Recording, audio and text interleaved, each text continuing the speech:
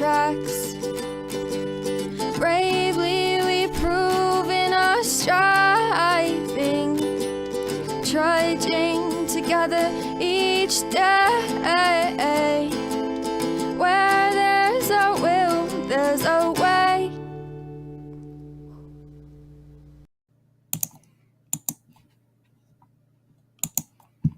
Good afternoon. Anybody here? No? Okay.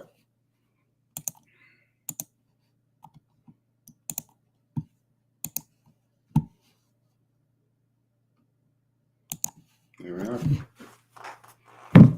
Whoop, there it is.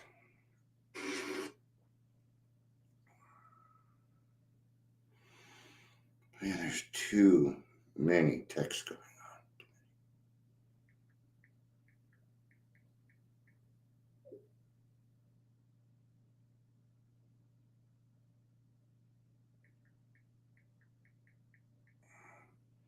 on. All right. That's your favorite greeting? Hi.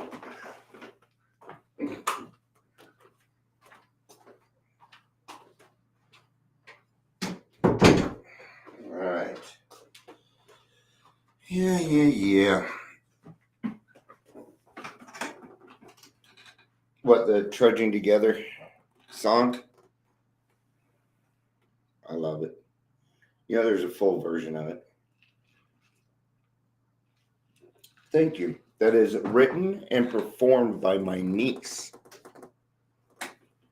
who's a normie. And there is a full version of the song. And one day Dion will get off his butt and get her into studio. I have a full version of it. If you remind me, I will play it at the end. I'll play it at the end for you. Is that fair? All right. I can do that. It's not the best recording, but it can make you cry. And I've actually thought, you know, with our fentanyl stuff going on, I thought about asking her if she would make like different versions of the song. You know what I mean? Some that would fit fentanyl, some for recovery. You know what I mean? She's really, really good at it. I mean, she's one of the, she's like a female Phil Collins.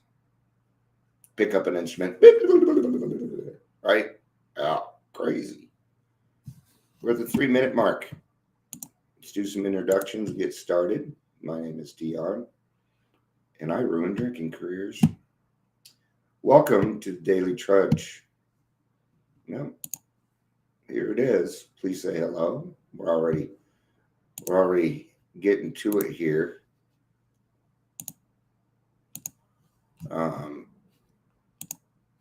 Just give me 1 second. Okay. All right.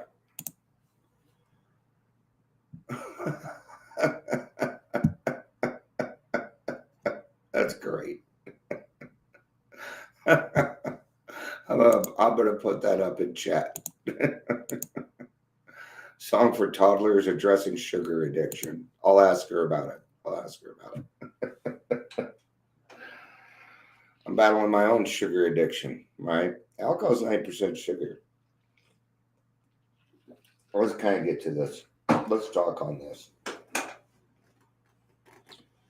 I was just in a meeting, and they were talking about death.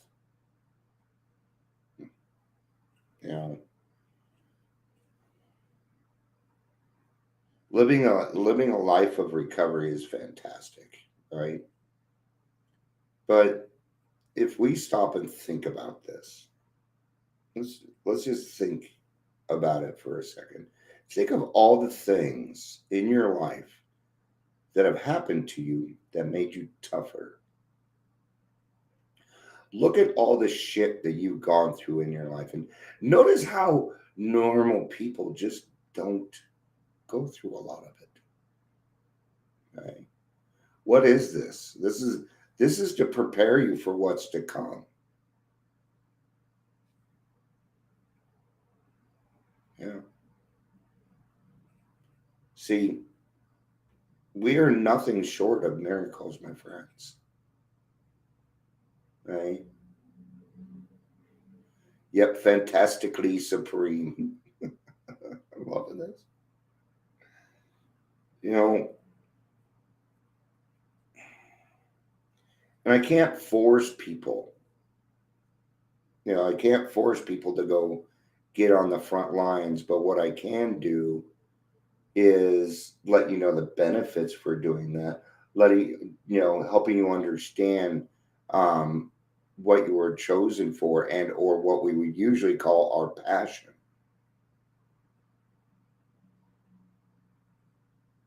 Loving it. It's funny because I don't even know who you are yet. I'm guessing you're Mandy, but I don't know. I tried to go look, but I didn't have enough time. Anyway, this is the cover to my camera. Doesn't it look like a little toilet seat, like a Barbie toilet seat? Okay. Yes, we're warriors. We've been toughened up, man. Right? We've experienced so much. Yeah. Ooh. Maybe I'm just gonna sit here and put the chats up. I'm digging for that fire in my belly. There's a fire in my belly.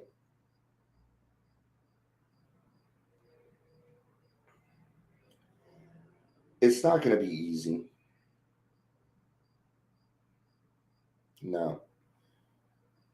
Are we going to see people die from this disease? Yeah.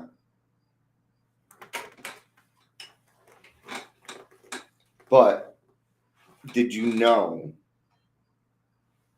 that you have the power to change that? Don't tell me you don't, because you do. There's been plenty of people who came up and confronted me on my alcoholism in my AA meetings, right? They know, Dion, we love you, but you got to find God. That's what my sponsor said to me.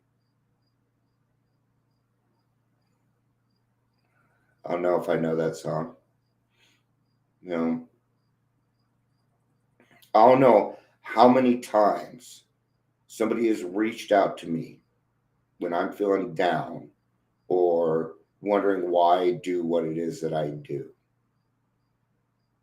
And then I'll hear a message like, Dion, there's this guy that's been trying to get sober, and he got sober, and he's been doing it off your lives. Dion, there was something that you said in a meeting 3 years ago, and it kept me sober to this day. Now, is that Dion doing that? Yes, that is Dion doing that. But that is God working in my life. That is me being in God's will. And I'm very serious about it. Okay? I'm so serious about it, I won't let people fuck around. No, not in recovery. No. I take this book very, very seriously. I do not take myself that seriously, and my little opinions and my ideas. Okay? Sure, I have opinions on things. Okay? I have a meeting with on Monday with Adams County, right?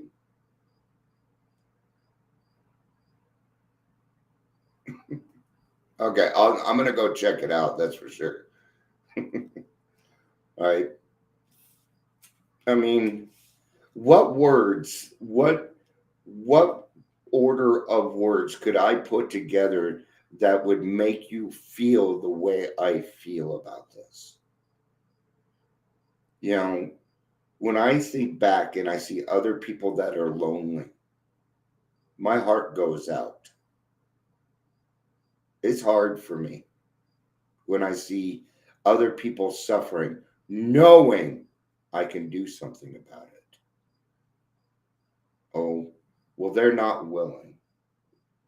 Okay, but I am. And that's all it takes. See, I think part of the problem that we run into is we're trying to get people so, hey, Gary, if we're trying to get people sober, but we're trying to be fucking PC about it. No, we don't need to be politically correct when it comes to recovery and AA. We got to tell it like it is. If we don't, then what we are doing is passing on bad information. And bad information in recovery kills. It kills. So, with this, what I did is I went and looked at their little strategic plan. Okay. And they've got some fantastic ideas, some great things that they want to do. But it's all missing one thing: people in recovery. People in recovery. Okay. And it's going to be tomorrow, maybe. I don't know, there's football tomorrow, and I really want to watch the game. But I'm going to be going down to the detox here in Adams County, and I don't mind. I'll just go knock on the door. They'll let me in. I'll get my way in. And this is how I'm gonna approach it. Hey, I'm an AA member and I want to come in and see what you got going on. And I'll be able to ask my questions. You have AA literature in here. Do you have this? Okay. Can I meet your peer support specialist? Can I meet some of your recovery coaches? If they say we don't have any, guess what? Adams County doesn't realize that the first thing I'm going to do to them is make them change. There's no way that we can move forward unless they change. And I'm going to have to describe what happened. And what happened was, no, I'm not going to get into it here. Let's just say we need to get back to a success rate, and it'll work. How do I know it'll work? Because I've been doing it 35 years. I've been around AA for 35 years. Okay. Have I always been an AA member or sober during that time? No. But I tell you now, a head full of AA and a belly full of booze is a different kind of fucking hell. Right? Go ask my friend Stephanie. Okay? She's been off meth for almost 20 fucking years now. Okay? I helped her get sober, never even met the woman. No. I told her where to go, what to do, and she got off of it. I was drinking at the time. Do you think that mattered to me? Right? And to this day, if I call her, she'll come over. I haven't talked to her in years, but I bet she would. There was one day I did need her help. She had just bought a new vet, and I was in work release, and this was my first day out, and I was gonna be late, like really late, put me back in jail late. And she picked my ass up, drove 90 down Santa Fe, and got my bus to the right bus stop so I could be there on time. I was still drinking. No, I wasn't. I was in work release. I didn't drink the whole time I was in work release. In fact, I remember it was like my third day. I was riding on the 15. That's the 16. The 16L, which is limited. It only stops at certain places, people. And this another guy from work release, he goes, hey, you can get away with drinking and smoking pot and stuff. I'll show you how. And I turned to him, I said, don't you ever fucking talk to me again. That's my jail attitude. Okay. I don't know how it worked this way. I didn't do anything, but we had little pods, and I was the pod father. And there was one day, it was Sunday, and Sunday's my sleeping day. Okay.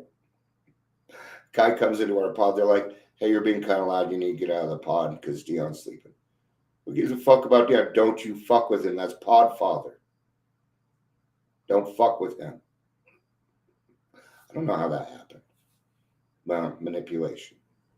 I am so off topic. No, I'm not, because even then I would help people. There was a guy that came in with us who this wasn't work release, and he was coming down off meth hard, and people were making fun of him and all this other shit. I gained another friend who was 6'7" and 300 pounds, because that's what you need. And we helped this guy get off meth. Okay? But back to the topic is, we need to feel, if you do not feel responsible for it, maybe you need to redo the steps. Okay? Now I understand we all want to go on vacation. We want to do this. I'm going to tell you, I've been on vacation. The last time I was on vacation is when I relapsed when I was 32. That was the last time I've been on vacation. So, and I don't know what it is, why I can't stop talking, why this is just, it's important to me 24 hours a day, to a point where I actually need to find something else to focus on here and there. Okay? But it's time to put on those big boy pants. It's time to go get on the firing lines where we fucking belong. That's where we belong. And I'm not saying that there are people here doing it. I'm just trying to pass the right message. All right. Thank you, everybody, for being here. I love you. Peace out.